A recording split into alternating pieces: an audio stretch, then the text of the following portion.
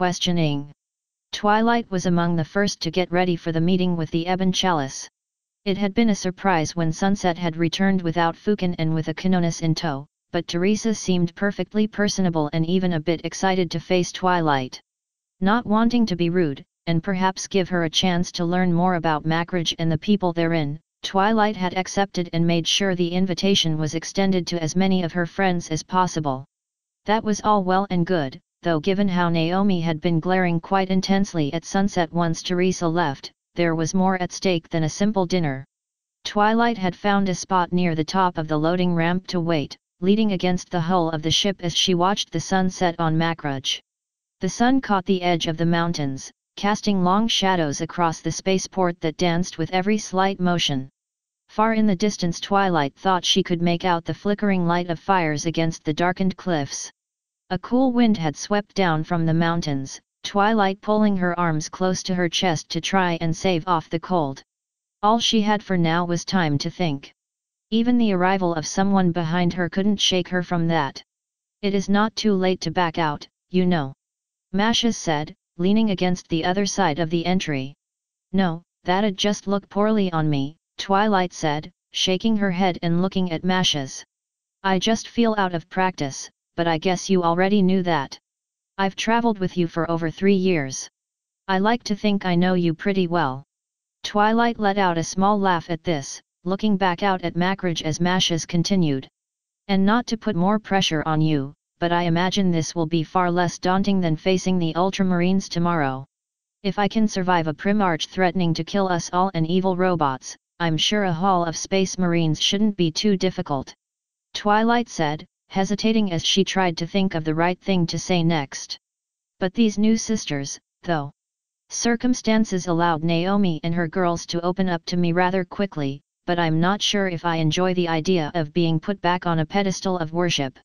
I see a pause before Masha spoke again. "For what it's worth, I do not see you as an object of worship. Careful, someone around here will probably accuse you of heresy for that." Perhaps a bit harsher than she intended, but Masha's wasn't going to get too hung up over such things. "Not now, anyway. Your status as a student does affect things, but at the end of the day you're just a woman, no." Twilight looked back to Masha's as he continued. "Even when the Empress revealed herself, that never really changed in my mind. I've seen you grow stronger in your convictions, your courage, but the idea of seeing you as a divine figure in the way the Empress is just, well, it doesn't sit well with me. It's something I've thought about as well." Twilight's gaze softened. "At times it makes me wonder if Celestia made a mistake bringing me here. Maybe Luna would have been a better fit for the task." A pause, Masha's waiting for Twilight to go on. "She's basically everything those people out there think I am, composed, regal, strong. They're a lot alike, though I suppose Luna's the more reserved and calculating of the two." Masha's furrowed his brow, as if the idea of someone being more calculating than Celestia was too much for him to wrap his head around. After a moment, he shrugged and continued. "If it helps, it seems clear the Empress had a reason for choosing you," Masha's offered.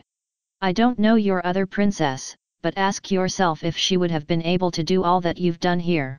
Would she have been able to draw out the elements like you have? I don't know." Twilight sighed, looking back to the landscape. "Maybe not. Luna took some time to make new friends after she returned, but I like to think she was making an improvement." A pause. "Whether or not that would be enough to draw out the elements, I don't know. I'm not even sure if she would need them to help the Empress confront the Dark God. The Imperium needs them more than just as a weapon to slay a god." Twilight, Masha's countered. "Think of the hundreds of lives Rebecca has saved with her Narthesium, or how Judith brought you back from despair." Twilight said nothing more as Masha's continued. "As odd as it is for me to say this, perhaps you need to stop thinking like a soldier of the Imperium in this regard and start thinking as one of your equestrians again." "Maybe," Twilight said, looking back to Masha's. "It's been so long since I've had a moment's peace. Maybe once the Empress returns, I can ask for just a little time to myself to recover what I lost." "What would you even do then?" "Probably study. It's always helped me before." Masha's let out a small snort at this, but said nothing more before Twilight spotted Sunset coming out of the dark, followed by Naomi and her sisters, the sister superior having traded her helmet for a hooded cloak and what appeared to be bandages on her face. "I believe we are prepared, Lord Velas," Sunset said, adjusting her sleeve before stepping past Mashes. "We best not keep the ebon chalice waiting." "No, of course not," Mashes replied, allowing the Ordo Malleus Inquisitor to pass before looking to the sisters. "If you would rather guard the lander, it's not too late to back down." "We will not back down from our duties to protect Terra, Lord Mashes," Naomi replied, her voice more curt than usual. Even if it means I must once more hide in shame." Twilight saw Ruth bristle at this. She had heard the younger sister speaking at length with Naomi about her scars, but it appeared that the sister superior had won that particular argument. "I can always talk with her later about it, if she wants to," Twilight thought. "Then we best be off." The two inquisitors took point, Twilight falling back to allow Naomi's sisters to escort her. The tarmac was far less busy than it had been when they first landed, only a scattering of servitors and workers still up and about prepping ships for transit. There were still pilgrims to be seen, some having set up small tents and lean-tos wherever they could. Perhaps they were waiting in the hopes Fukin would grace their presence, or perhaps they were hoping to get a glance of the mysterious student as she wandered among them. Or perhaps they were merely the poor and destitute that got left behind by the others. There were always some among mankind. Twilight looked down, furrowing her brow as a thought came to mind. She was familiar with the practices of the Order of Our Martyred Lady, but there had been surprisingly little on the ebon chalice anywhere she looked, even aboard Celestia's flagship. "I suppose I'll just have to ask around then." "Sister Naomi," she asked, "do you know a lot about the ebon chalice?" "I've fought alongside some of their prefectories in the past," Naomi replied, her voice still curt. "The ebon chalice are traditionalists, though not as prone to zealotry as we of the Martyred Lady. Every strategy, battle plan, and prayer is as close to the teachings of Alicia Dominica as one can possibly get without raising the saint herself, and they are trusted as bastions of the faith and true emissaries from Terra." "Oh!" Twilight looked up. "I'm surprised I didn't see them when the Empress revealed herself. I am certain some must have sought an audience with her while you were busy with other matters," the Sister Superior replied. "But I am afraid that is all I can tell you about them. Our meetings were brief and our traditions divergent. I am sure that we have far less in common than you would like to think." Twilight traced Naomi's gaze to the back of Sunset's head. What was it between the two of them that had gotten Naomi so worked up? Maybe it has to do with whatever her and Mashes are dealing with. "I think it would be a welcome moment for Terra, though," Ruth said from behind the Sister Superior, drawing Twilight's attention back to the girls. "Yes, their traditions differ from ours, but it would not harm her to learn more of the faith from other servants of the Empress. While I am sure they wouldn't intend to do so, they may also draw Terra to other paths that would impede our duty to protect her." "If I may be so bold, sister," Sunset said, keeping her gaze forward. "You are perhaps overthinking these things. The Sisters of the Ebon Chalice mean well in all they do, and I did not detect any signs of hostility from Lady Teresa during the time I spoke with her. Perhaps it is you who are being drawn to other paths that impede your duty to protect Terra." Twilight could hear Naomi's armor grinding against the grip of her combi flamer, but said nothing more.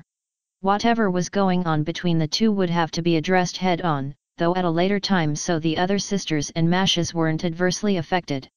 Not exactly the best for building friendships, but it was better than letting the two hate each other. Ahead, Twilight could see the first buildings ringing the tarmac. Most were small row houses for pilgrims and workers, but the one they were headed towards was a larger facility topped with a statue of some fallen ultramarine hero. Before the stairs leading to the main entrance stood a squad of Ebon Chalice sisters armed with shields and maces, another sister standing before them. Mashes fell back to join Twilight while Sunset took point. The leading sister gave a short bow of respect as the Inquisitor approached. "Welcome," the sister said. "I am Sister Palatine Alicia, and may I be the first to welcome you to our sanctuary." "It is a pleasure to meet you." Sunset turned to her left to introduce the others. "This is Lord Mashes Velas of the Ordo Xenos, Sister Naomi and her Sisters of the Martyred Lady, and of course the Empress student Tara. Twilight blinked a few times before stepping past the sisters, giving the sister Palatine a nod. "Hello," she said, her voice wobbling but otherwise polite. "Thank you for inviting us here." "Of course," Alicia replied. Twilight noticed the sister's voice wobbled too. Was she nervous to be standing before her? "That's going to make this interesting, isn't it? If you would please follow me, I will be escorting you to the dining halls." With that the other sisters parted, allowing the party to move inside. The interior of the building was well decorated, frescoes of heroes and saints Twilight couldn't quickly identify looming over them as they walked. A number of serfs and pilgrims moved about the halls, most stopping and doing their best to change their routes when they spotted the group. "Odd," she heard Veronica say from behind. "The attendants on Palisades were never this jumpy around us." "These are tense times," Rebecca replied. "And this is a different order. Perhaps they are just unsure how to act around us." "As you can see," Alicia said from up front, focusing her attention on Twilight above all others. "We are doing the best we can with so little on account of so many sisters being stuck at the shrine of Gilliman. The help we get around here is welcome, but can be somewhat lacking at times." "Why?" Twilight asked. "Well, many of these poor souls have not yet grasped the proper procedures for serving the Empress," Alicia explained, drawing a confused look from Twilight. "I am sure you know all about such matters, being her personal student and all." "I've always tried to be friendly and open with those around me," Twilight replied. "I'd rather not have too many people fussing over me." "I would not describe it as fussing," Alicia replied, though now it was her turn to look confused instead of Twilight. "Do they just expect people to fuss over dignitaries? Come, though. Teresa has said much about your arrival, and we are all eager to hear your wisdom." Twilight tried to keep her shoulders from slumping in frustration. Just once, could someone not try and place her on a pedestal and expect her to be some high and mighty saint? "Well, maybe it's better than the lion thinking I'm a waste of space." They rounded another corner and appeared to be approaching a set of ornate doors, the golden aquila set on them shimmering in the evening light. Alicia stopped before turning to the group. "Canoness Teresa and her inner circle are just beyond. I must ask that your escorts follow me to the dining hall set aside for the sisters inferior." "Hi?" Twilight asked, her hands tightening. "But the sisters and I have always been together. Why split us up?" "I understand that your fellows have different traditions," Alicia replied. "But as guests of the Ebon Chalice, I must ask that you allow for our own method of doing things. Rest assured, you all will be quite safe here. But, wouldn't you want your lower-ranked sisters close to the higher-ranked ones, to better glean from their teachings and experience?" Alicia seemed to fidget at Twilight's question. Odd, that a mid-ranking sister of a well-established order would be so nervous. "Our order maintains the tradition of the ranks being separated, so that information that is not for prying ears does not get passed freely. Wouldn't that just create more distrust between the officers and the other sisters?" Twilight asked, stopping when Sunset spoke up. "Tara, we are guests here," the Inquisitor said. "It would be a mite rude to judge others solely by their traditions, given that we do not fully understand them. Besides, it is only for the night. They are not asking you to change for the rest of your life." Twilight hesitated, her eyes darting between Sunset and Alicia. It was just for one night, but after everything that happened and being surrounded by sisters she did not know. "No, that's what the old me would have thought. I need to step up more." "Don't worry girls, I'll make up for this later," she said looking to the sisters. "There is nothing to worry about Tara," Naomi replied, her voice controlled. "If you need our services, you will know where to find us. Now go, you mustn't keep the Canoness waiting." Twilight gave a hesitant nod, looking to Mashes for a moment before turning back to the Palatine. The Inquisitor said nothing, but he did give Twilight a reassuring nod once they made eye contact. Satisfied, Twilight looked back to Alicia, the Palatine giving a small smile. "You may proceed. Another sister inside will announce your presence. Your guards will follow me." Twilight nodded again, stepping around Alicia and opening the door behind the Palatine with Mashes and Sunset following behind. Mashes fell back to whisper something to Sunset, but Twilight remained focused on the door ahead. Another pair of sisters stood guard, one stepping forward as Twilight and the Inquisitors drew near. "You will leave all weapons you have brought with me," the sister said. "Once that is complete, you may proceed to the hall." Twilight nodded, stepping aside as Mashes removed his bolt pistol and handed it to the sister. That task complete, the sisters stepped aside and ushered Twilight and the others inside, Twilight getting her first glimpse of the leadership of the Ebon Chalice. A crescent-shaped table lay before them, with Canoness Teresa and 5 other sisters seated around the table. The chair at the head of the table was empty, along with 2 more at its right which Twilight guessed was for Sunset and Mashes. To the side was an array of attendants, all keeping their heads low as the 3 approached, a flock of cherubs passing incense over the proceedings. Teresa rose as Twilight neared the central point of the crescent and spoke. "Welcome, student of the Empress," she said. "I trust the rest of your time on Macridge has not been too tiring." "No, but it's a little cold out there," Twilight replied. "After all the places I've been, it's quite a shift, to be honest." The assembled sisters of the Ebon Chalice seemed confused by Twilight's exchange, though Teresa seemed to recover faster than the others. "Well, I suppose there is no avoiding that," she said before looking to her compatriots. "But I speak for all of my assembled sisters when I say we are proud to have you here with us tonight. Please, take a seat, and we can begin." Twilight nodded, making her way around the table towards the empty chairs, Teresa pulling out the central chair for Twilight to sit. Sunset stopped at the empty chair furthest from Twilight, ushering Mashes forward so he sat between the 2 women. "Normally among our prefectory," Teresa started.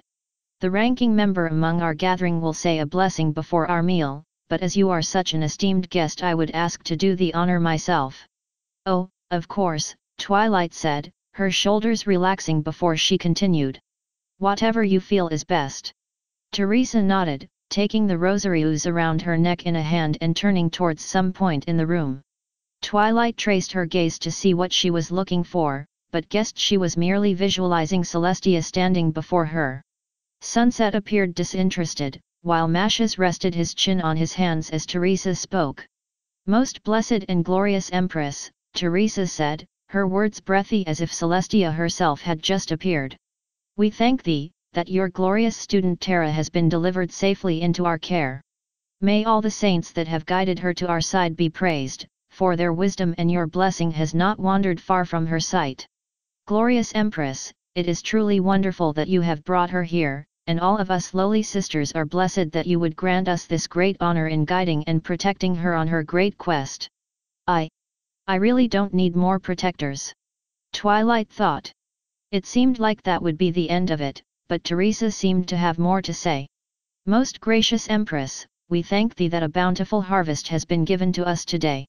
Bless this food, O Master of Humanity, that it may nourish us and our most honored guests, as it has sustained all who seek your light.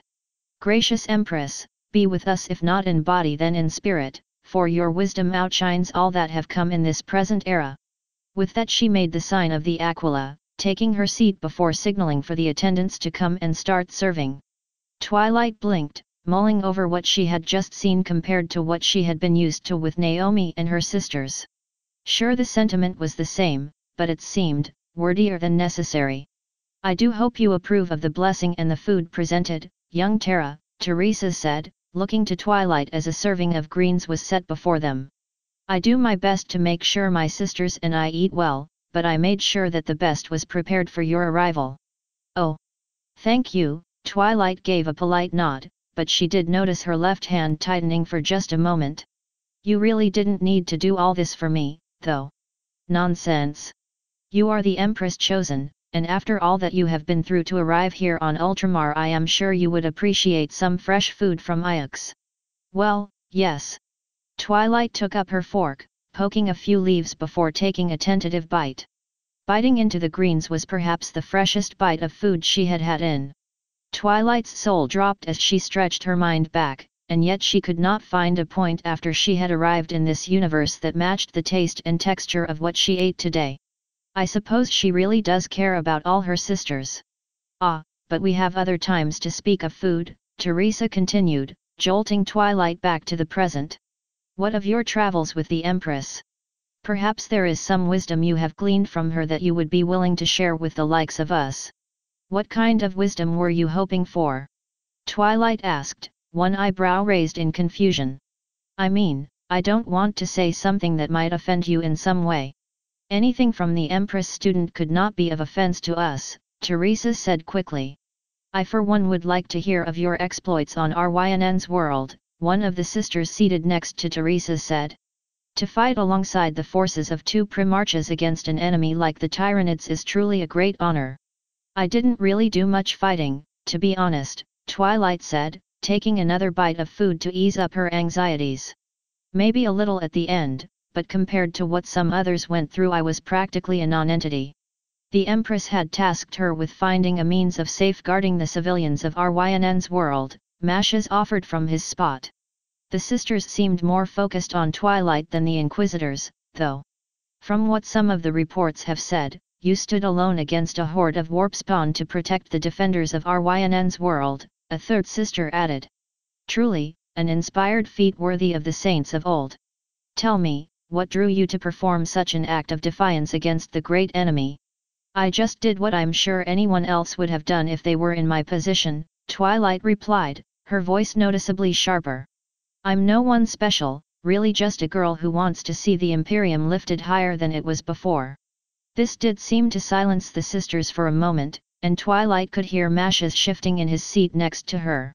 Sunset remained quiet, though perhaps she was distracted by something else in the hall. That is perhaps one way to look at things, young Terra, Teresa said, signaling to one of the attendants to continue serving. And your modesty is admirable, a rare sight in the Imperium these days. Oh, Twilight paused, staring back down at her food once more. Thank you. How did you come into the Empress service to begin with? The second sister asked. Perhaps it was divine countenance that drew you to her? I admit, I am intrigued as to a young woman such as you would be called into a position not even the greatest of saints has ever held. The Empress, Twilight stopped herself for a moment. Speaking truthfully about how Celestia saw a spark of greatness within her would probably go over well with the Ebon Chalice, but then it was equally likely to bring out more questions about divine inspiration and providence. Would that cause them to raise her up more, leave her isolated from the others of the convent? No. They might raise you up, but you're still Twilight. The Empress needed my help, and I accepted it, Twilight replied finally. Had anyone else been in my position, I am sure they would have accepted the same. So. She just asked you to help her, the third sister started. Was there no great revelation? No moment of clarity? Clarity, maybe. Sometimes the Empress works best in subtle ways rather than in grandiose displays of power. For you to remain so humble is a task I am sure many in the Imperium would struggle with, Teresa continued, taking a drink of wine as she spoke. And still, you step forward to take on such great tasks in her name, saving Ryn's world and then coming to bring your wisdom to Ultramar. Perhaps these are tasks that we might be able to assist you with in the future. What do you mean? Twilight asked, looking at Teresa. Well, I am not one to be intrusive, Teresa said. But after all you have traveled through, you cannot think that only one squadron of battle sisters and 2 inquisitors are enough for you to effectively execute the Empress will, can you? Twilight paused, her nervousness welling up for a brief moment. I am not quite sure what you want from me. I just offer a proposal, Teresa shifted in her seat before continuing. My sisters and I will be here within Ultramar for a few months more, long enough for each sister to make the pilgrimage to Guilliman's resting place. Once we are finished, I would like for us to join you on your mission, wherever that may be. A quick word with my superiors, and you will have a prefecture of the Ebon Chalice at your command. Teresa smiled. I am quite certain with more strength, whatever plan you have set in store will be dash. No, Teresa blinked in surprise at the swiftness of Twilight's response. The Canonis faltered, but made an effort to recover. I am sorry, she said. If there is something wrong with my prefectory, please tell me, so that it may be rectified. There's nothing wrong with your sisters, Twilight said, taking a drink as she continued. It's just that I do not need more protection. Mashes, Sarai, and my friends are all the help I need right now, and are all that I am comfortable with right now. Give it a few months, and I am sure you will change your mind. Just think of all you could accomplish. I am not a general, Twilight said, her voice more forceful than before. I did well enough on Rynn's world, maybe, but I find I work best in smaller groups where I don't have the fate of thousands weighing on my mind. Right now I am not the kind of person you think I am, so please, believe me when I say I mean no disrespect, but I do not want your prefectory in my service. Silence reigned in the hall for a minute, the sisters looking to one another while Mashes cast a glance over to Sunset. Twilight turned her focus to her food, hoping that appearing disinterested would end the discussion and allow her to move on. After almost a minute of silence, this approach seemed to work. Well, I suppose that is fair, Teresa said, giving a disappointed huff. But perhaps you may change your mind in due time. I meant no offense by my offer. I know, Twilight relaxed, a smile gracing her lips once more. And I do appreciate the sentiment. I do my best work with others at my side, and without Naomi, her sisters, Mashes, and Sarai I doubt I would have made it to where I am now. I mean, we even found a few relics that I think might help the Imperium greatly, and I certainly couldn't have done that on my own. Relics, you say? The sister to Sunset's left asked. Your mission must truly be blessed. What kind of relics, if I may ask? Twilight gave a mental sigh of relief as she looked to the other sister. These sorts of things, she could feel comfortable talking about. Well, I have a theory, she started, shifting so she could face the sister fully. This woman was older, her face lined and stern, but there was a warmth in her eyes that reminded Twilight of some of her talks with Mayor Mare. Or Celestia. See, on my homeworld there were stories of 6 powerful relics that would manifest in a time of great need. Manifest? How so? We have many powerful relics for you to peruse, Lady Tara, Teresa offered from her spot, perhaps hoping to add something to the conversation. Granted, perhaps none as powerful as yours, but we of the Ebon Chalice are no strangers to the holy workings of the Empress chosen artisans. Oh, maybe after dinner. Twilight offered before looking back to the other sister. Anyway, it's said that when a particular person displays a mighty example of one of 5 virtues, they can manifest one of these relics called the elements of harmony. Odd name, the sister replied. But then there are many lost relics from the Age of Darkness. And you say you have already found 2 of them. Perhaps we could aid you in finding the other 3. Teresa asked, leaning in like an excited child. Twilight gave a quick smile, but did not directly address the Canonis. Found is a bit of a strong word. It's more like they found us instead of us finding them, Twilight replied. On Rynn's world, one of the sisters I was traveling with somehow raised another member of our group from the dead, and was blessed with the element of kindness. Kindness, in this age, another sister asked. I do trust you, Lady Tara, but I will admit it is a little hard to stomach without bearing witness. Perhaps during your stay here, you and your bodyguards would grant us a demonstration.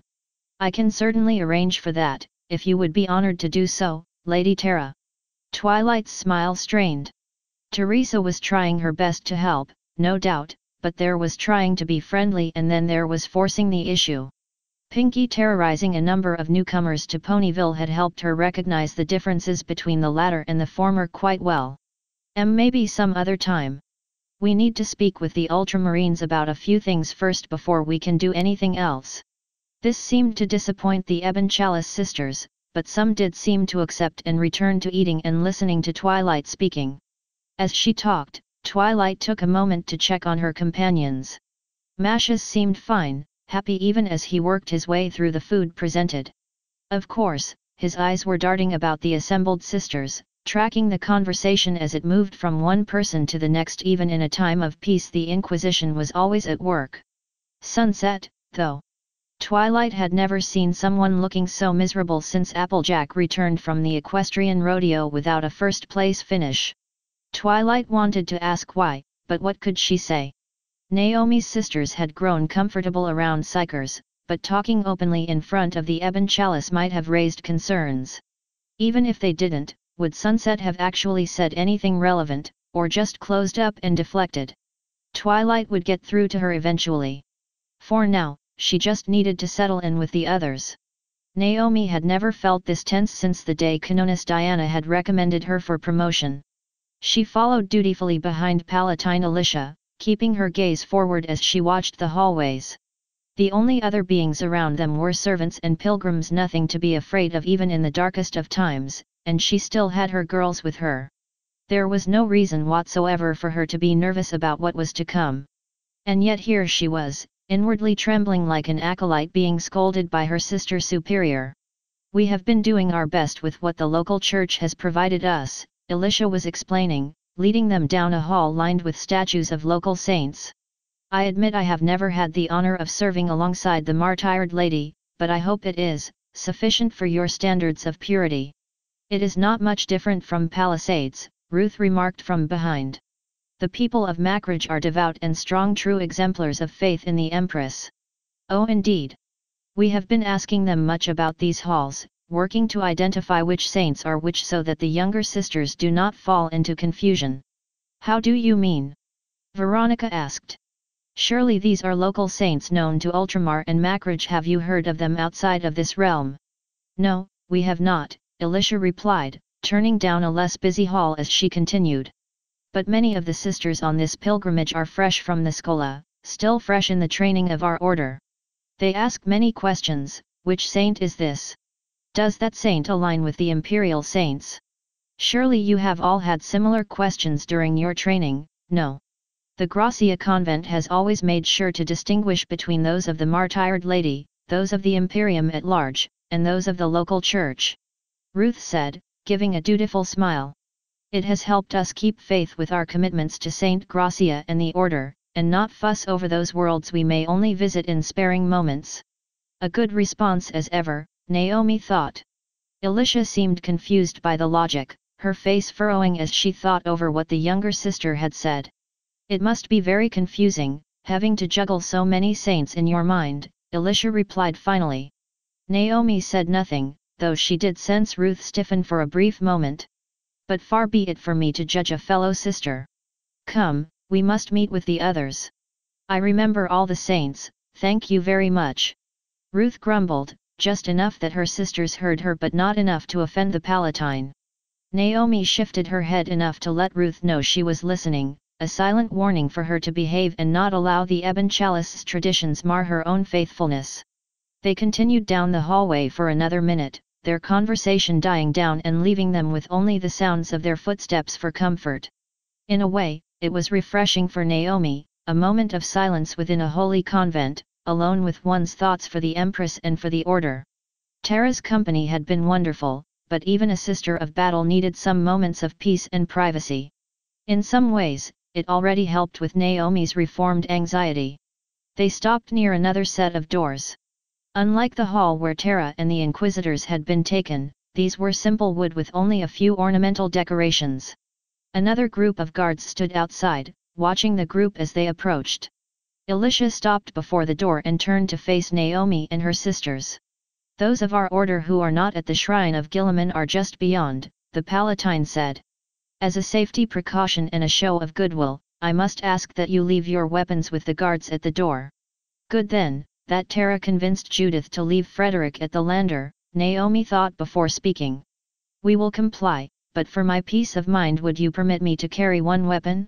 I know you mean no ill will towards us, but in these trying times I do not feel comfortable being so far away from defense." I suppose that is fair," Alicia replied. "Very well, Sister Superior.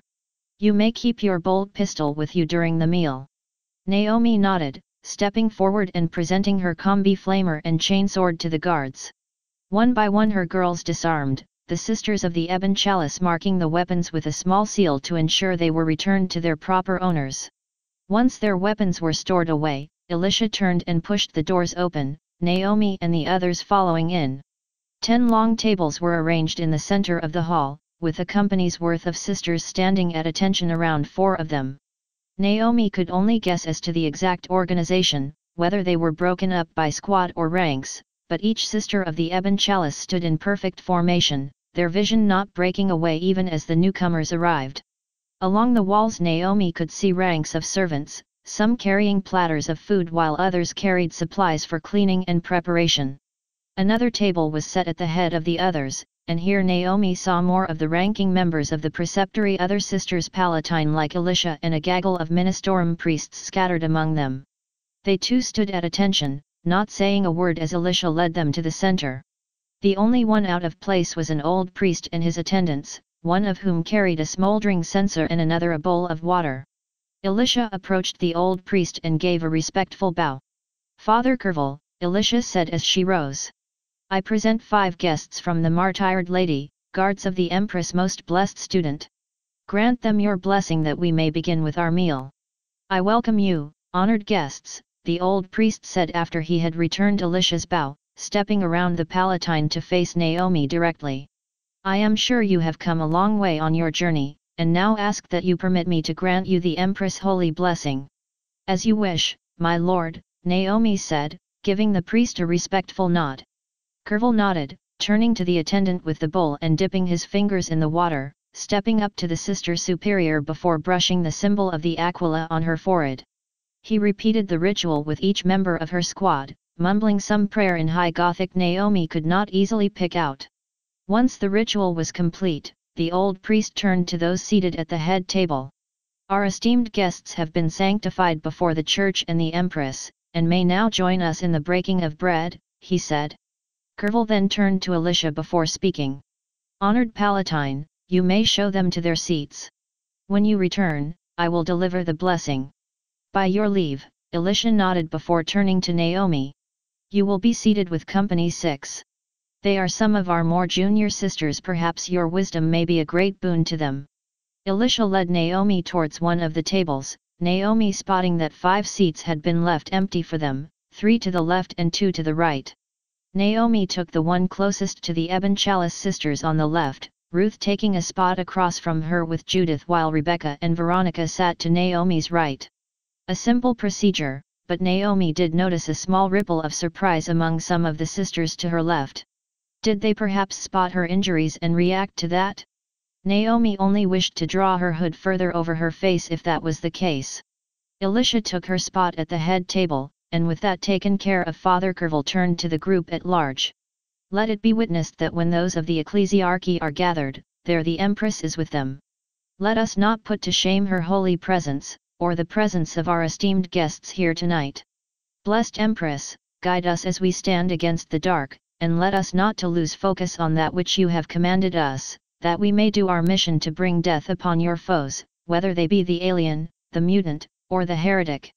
Grant all of us the strength and clarity of mind to turn away heresy at every instance, and grant us the blessing of completing our mission here and the gift of casting our gazes upon the greatest of your sons." Naomi noticed Judith preparing to say something, but a quick jab from Ruth got her to fall silent. This did not go unnoticed, however. "Does one of our guests have something to say?" one of the Palatines asked. Judith's expression dropped, now aware that while most of the Ebon Chalice sisters were not looking directly at her, their confusion and disapproval was palpable. Naomi decided a diplomatic approach would be best. "Apologies for Judith, my lady," she said, turning slightly to look towards the Palatine.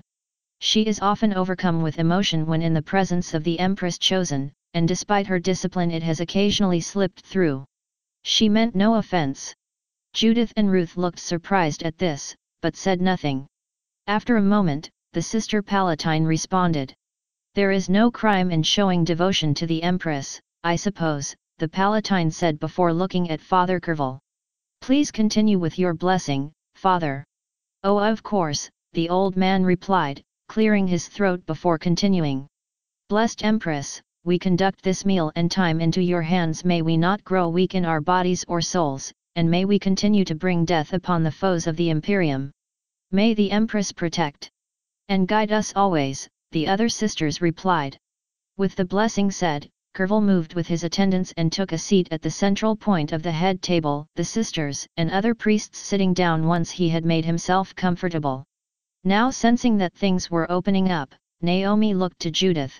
"Is there something you would like to say, Judith?" she asked, keeping her voice low. Out of the corner of her eye she could see both the attendants moving forward to serve the sisters, and a few of the ebon chalice eyeing them as well. "Sorry, Sister Naomi," Judith replied, slumping slightly in her seat. But when he spoke of the greatest of her sons, I could not help but think of Lord Fukin or Lord Korux. How would they react to such an honor being placed upon Gilliman? "Your empathy for the Primarches is welcome, but there is a time and place for it," Naomi replied, giving Judith a sympathetic look. "There's no shame in wondering about such things, Judith. Perhaps you may speak with Lord Fukin later." "Oh, if he will let me, of course." There was a pause, Naomi turning slightly. Some of the Ebon Chalice sisters were watching them, quickly averting their gaze to their newly arrived food when Naomi turned. "Is something the matter, sisters?" Naomi asked. "Oh," one of the sisters started, wringing her hands before speaking again. She looked down the table to where her superior was seated, the older woman eyeing her for a moment before giving a curt nod. Her confidence restored in part, the young sister turned back to Naomi. It is not proper for us of lesser rank to be speaking to those of higher rank in such a public setting." "But you have questions," Naomi countered. She knew a curious novice when she saw one, and what better way to get them focused on something other than her injuries. Still, this was not the Gracia convent, and thus the laws of the Ebon Chalice were dominant. "My girls may speak for me, if that is your custom." "Really?" another sister asked. "That is a great honor." A pause before the sister looked to Ruth. "Have you really served in the presence of a Primarch?" "Yes," Ruth replied, moving to cut off Judith before she blurted out too much. "To tell the truth, we have stood in the presence of 3 of them, and that is also not counting our time alongside the Empress herself." A collective gasp rippled through the Ebon Chalice sisters, some turning to one another and muttering in surprise. After another round of muttering, the first sister that spoke found her courage again. "Is the Empress truly as glorious as we were told?" "Yes, she is," Veronica added, leaning in to look at the Ebon Chalice sister. "To stand in her presence is an experience I never imagined having the chance to partake in, and to glean from her wisdom and strength." She gave a sigh. "Perhaps in time you will experience the same glory once she returns to us." "The Empress is coming here?" the sister asked, panicking slightly. "We are but fresh initiates. We cannot stand in her presence, much less in the presence of the likes of you. Calm, sister." Ruth started. The young Ebon Chalice sister choked for a moment as she tried to calm herself. "Elizabeth," she replied. "My name is Elizabeth." "There is nothing to fear, Elizabeth," Ruth said, finally taking a bite from the food set before her. "The Empress is truly majestic, but she carries with her an aura of grace and kindness that matches her strength and power. Daunting it may be, once you are in her presence your fears will flow away and be replaced by true awe and sense of purpose." "It's true," Judith chirped. "She has very pretty hair as well. It's always nice to compliment her." "Oh," Elizabeth looked crestfallen for a moment. "I am not sure I could do that. I am just a lowly sister." "You cannot be that lowly in her sight," Rebecca offered. "Her student was a codiciller on some small planet somewhere, as humble a beginning as any." "But I'm Elizabeth stopped herself, looking to some of her other sisters. Sensing that she was not one to talk, another Ebon Chalice member spoke up. "Elizabeth is a bit of a perfectionist, friends," the other sister replied. "Always wanting to make sure she's doing right by the traditions and customs of our order. Surely you can understand that." "There is nothing wrong with devotion," Ruth replied. "I myself have always strove to follow the tenets of the saints and teachers that came before me as best I can. But still, there is no reason to be concerned about your service displeasing either the Empress or the student." "Well, that is good to hear," the second sister said. "See, most of us, well, we are lacking in the experiences you have, no doubt." There it was. Naomi had been silent, but she had not been ignorant. She had seen much during the conversation, with how the Palatines acted around the priests and dignitaries and now how the rank and file spoke of their experience and devotion. Every one of these girls was green enough to make an orc jealous. "Palatine Alicia did say you were recent graduates from the Scola," Veronica said. "If you do not mind me asking, how many combat drops have you had since? The second sister flushed with embarrassment. 3, not including training exercises and war games. Far too green. It's a good start, though, Judith offered. Give it time, and soon you'll be like us. 300 drops in the last 10 years, and Sister Naomi has many more under her belt as well. There is no need to boast, Judith, Naomi replied. I'm not boasting, though. We've been through a lot since you've taken us under your care, and such experience is always welcome among the next generation. There was a pause before Judith frowned. I am far too young to start talking like Sister Hannah. I am sure she is spinning in her grave as we speak. Ruth scoffed. You have been in many battles, Elizabeth breathed, finally mustering up some of her courage from before. What was it like? We only get a few stories from our sisters superior, and never too much information. Harrowing and glorious at the same time, Ruth said, taking over again before Judith could begin. We have fought against many enemies, Xenos and heretics alike. Most recently we stood alongside the student as she battled against a mighty servant of the ruinous powers. The creature could shatter the very ground with its strikes and tear reality asunder, but the student's power was a match for it. She even managed to wound the daemon. Judith added, hopping in her seat. I saw it before we had to flee. I know what happened afterward was no good for her, but in that fleeting moment there was real glory. This is amazing to hear. Elizabeth's eyes seemed to grow larger. The student must be a mighty warrior indeed. She is learning, Veronica said. But you no doubt have some mighty warriors among your preceptory. You may be new to your rank, but surely you must learn a lot from your palatines and canonis. The Ebon Chalice sisters frowned, some of them looking down at their food in uncertainty. Judith and Rebecca exchanged a look before the latter spoke. Is something wrong? She asked. Canonis Teresa seemed very fond of you all during the brief time we spoke to her. Oh no, nothing is wrong, another sister said. Canonis Teresa has treated us very well, and we are ever thankful for her guidance. She is an ever-eager servant of the Empress, just as we all are. Elizabeth said. And she continues to look after us, in supplies and in body. A third sister added. I know it is a frivolous thing, but our ceremonies are always well managed and the food given has been some of the best we have ever received. That is wonderful to hear, Rebecca said. I know our time together may be short, but perhaps one day we can see you and your canonis in battle and see what wisdom she has to offer. Yes. We would enjoy that very much, serving alongside you and the student. The younger sisters continued to chat, but Naomi turned her attention to her food. She had heard all she needed to hear. The rank and file were green, and their canonis was a well-meaning logistician but not a combat officer. It was as if the universe was trying to re-engineer Moria. But then, Ultramar is one of the most secure positions in the galaxy. Surely there could not be a safer place for a batch of green sisters to cut their teeth. That was when Inquisitor Oliver's words re-entered her mind. And looking at these young, almost innocent faces around her, Naomi suddenly realized what needed to be done.